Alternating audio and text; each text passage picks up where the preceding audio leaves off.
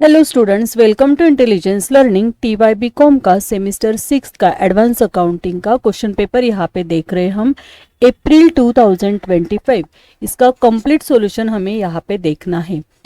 इस वीडियो में तो हम पहले क्वेश्चन नंबर 1 जो है 30 मार्क्स के लिए आता है वो हम देखने वाले हैं, वो सॉल्व करेंगे। ये देखो, अप्रैल 2025 में क्वेश्चन नंबर 1, आपको तो पता है कि क्वेश्चन नंबर 1 ये कंपलसरी है। Solve any 2 questions from question number 2, 3, 4, 2, 3, 4 से हमें 2 क्वेश्चन सॉल्व करने होते हैं। तो अभी क्वेश्चन नंबर 1 जो है फिलिंग द ब्लैंक्स, तो फर्स्ट उन्होंने दिया है the Maharashtra cooperative society act was passed in the dash dash year. कौन से ईयर में महाराष्ट्र सोसाइटी एक्ट पास हुआ था? 1960। Working capital is equal to dash dash. Working capital का मतलब होता है, आपको पता है, करंट एसेट से अगर हम करंट लायबिलिटीज माइनस करते हैं तो वो क्या होता है? वर्किंग कैपिटल, मतलब current assets minus current liabilities. उसके बाद है loading in opening and closing stock is transfer to dash dash account. कौन से अकाउंट को ओपनिंग स्टॉक का एंड क्लोजिंग स्टॉक का लोड हम ट्रांसफर करते हैं? तो इसका आंसर है stock reserve. Stock reserve account को हम ये ट्रांसफर करते हैं। The full form of RDD, अभी आरडीडी का फुल फॉर्म क्या होता है? Reserve for doubtful debts. ठीक है, तो यहाँ पे अगर आप देखोगे तो थर्ड ऑप्शन में रिजर्व फॉर डबल डेब्ट दिया है, ये ऑप्शन नहीं हो सकता है। रिसीव डाउटफुल डेब्ट्स भी नहीं होगा, रिकवरी ऑफ डेली डेब्ट भी नहीं है, इसलिए इसका फोर्थ ऑप्शन आने वाला है none of the above. Next है gross profit ratio is express in terms of dash dash. Gross profit ratio ये हमें कौन से टर्म में दिखाना होता है? तो ये होता है परसेंटेज में। देखो स्टूडेंट्स, इंटेलिजेंस लर्निंग का ऐप आया है, आपको इसका कंप्लीट सॉल्यूशन ऐप के ऊपर मिल जाएगा। ऐप की लिंक डिस्क्रिप्शन बॉक्स में मिल जाएगी। ये वीडियो ज़्यादा से ज़्यादा आपके फ्रेंड्स के साथ शेयर कीजिए, लाइक कीजिए, चैनल को सब्सक्राइब कीजिए। In the case of dependent branch, all branch expenses such as rent, salary etcetera are paid by. कहाँ से पेड करते हैं ये?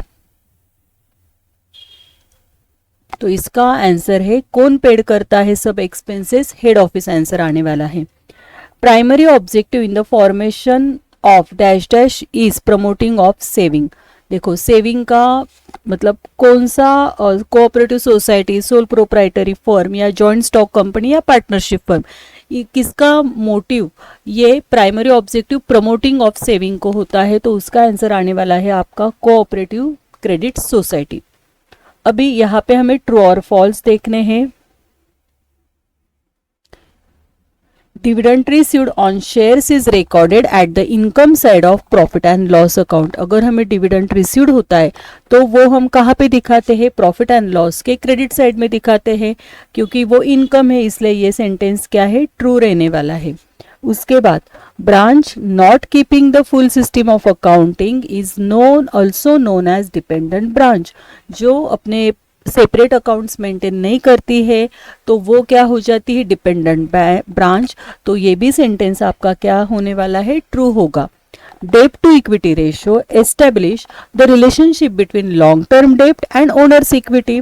करेक्ट है, डेब्ट मतलब एक्सटर्नल इक्विटीज होता है एंड ओनर्स इक्विटी, इन दोनों का जो रिलेशन होता है वो होता है आपका डेब्ट टू इक्विटी रेशियो, इसलिए ये सेंटेंस ट्रू होने वाला है। Under stock and debtor system of branch accounting, goods received from head office is recorded at debit side of branch stock account। देखो, जो गुड्स हमें आता है वो हम कहाँ पे रिकॉर्ड करते हैं? मतलब देखो, गुड्स सेंड टू ब्रांच, हम ब्रांच है ना, ब्रांच के पास अगर गुड्स आ रहा है तो डेबिट व्हाट कम्स इन, इसलिए वो कहाँ पे रिकॉर्ड होता है? डेबिट साइड में। किसके? ब्रांच स्टॉक के डेबिट साइड में ये रिकॉर्ड होता है। It is true. Next, debtors turnover ratio is express in terms of percentage. Percentage में हम डेटर्स टर्नओवर रेशियो दिखाते हैं क्या? तो नहीं, ये दिखाते हम टाइम्स में, है कि नहीं? तो ये सेंटेंस आपका क्या है? फॉल्स है।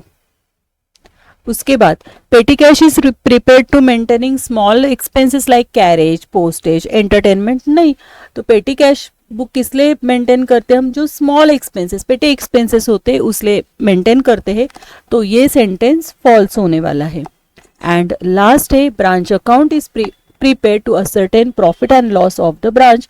ब्रांच अकाउंट हम किस लिए प्रिपेयर करते हैं, क्योंकि हमें प्रॉफिट एंड लॉस, प्रॉफिट हुआ है या लॉस हुआ है बिजनेस को, वो हमें फाइंड आउट करना होता है।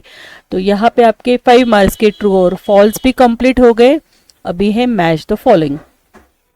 5 मार्क्स के लिए मैच द फॉलोइंग में है आर्टिफिशियल इंटेलिजेंट, तो इसका आंसर 4 ऑप्शन आने वाला है, वो है AI।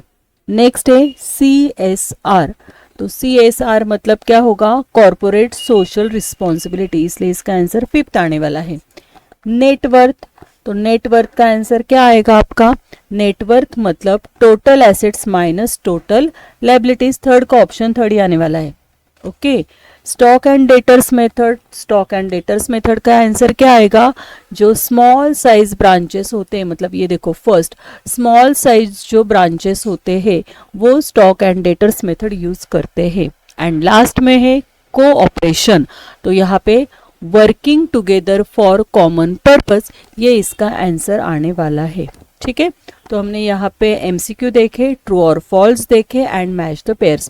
एंड इसी ईयर में शॉर्ट नोट्स कौन से आए थे, ये देखो, एलोकेशन ऑफ प्रॉफिट एज पर Maharashtra state cooperative societies act, उसके बाद था accounting for corporate social responsibility, classification of branches from accounting point of view, forensic accounting, accounting for derivative contracts and last में आया था objectives of ratio analysis. 15 marks के लिए short notes होती है, एनी 3 आपको सॉल्व करनी होती है। ठीक है, ओके। इसके बाद सेकंड जो प्रॉब्लम है वो है आपका, ये देखो, ये स्वस्तिक कंज्यूमर कोऑपरेटिव सोसाइटी, तो आपका ये कोऑपरेटिव सोसाइटी का प्रॉब्लम आया है 20 मार्क्स के लिए। इसको ऑलरेडी हमने ये प्रिपेयर करके रखा है, ये आपका प्रॉब्लम है। इसका trading account, profit and loss account and balance sheet, इसका फॉर्मेट हमने ऑलरेडी प्रिपेयर करके रखा है। ओके। उसके बाद ये तो हो गया सेकंड। एंड थर्ड प्रॉब्लम हमें आया था एनालिसिस ऑफ फाइनेंशियल स्टेटमेंट के ऊपर, आपको थर्ड प्रॉब्लम आया है। ये देखो, ये यहाँ पे अलग अलग से रेशो फाइंड आउट करने हैं, जैसे कि gross profit ratio, net profit ratio, operating ratio, liquid ratio. ठीक है, उसके बाद लास्ट क्वेश्चन 4, ये 20 मार्क्स के लिए आया है, जो है ब्रांच अकाउंटिंग। यहाँ पे प्रॉब्लम दिया है और उन्होंने प्रिपेयर करने के लिए बोला है कि ब्रांच स्टॉक अकाउंट आपको प्रिपेयर करना है, उसके बाद ब्रांच डेटर्स अकाउंट हमें प्रिपेयर करना है, ब्रांच एडजस्टमेंट अकाउंट हमें प्रिपेयर करना है, ब्रांच पेटी कैश प्रिपेयर करना है एंड लास्ट में है branch profit and loss account हमें प्रिपेयर करना है। ठीक है, तो ये हो गया आपका 70 मार्क्स का पेपर। हमने यहाँ पे क्वेश्चन नंबर 1 सॉल्व किया है। नेक्स्ट वीडियो में हम इसका क्वेश्चन नंबर 2 सॉल्व करेंगे।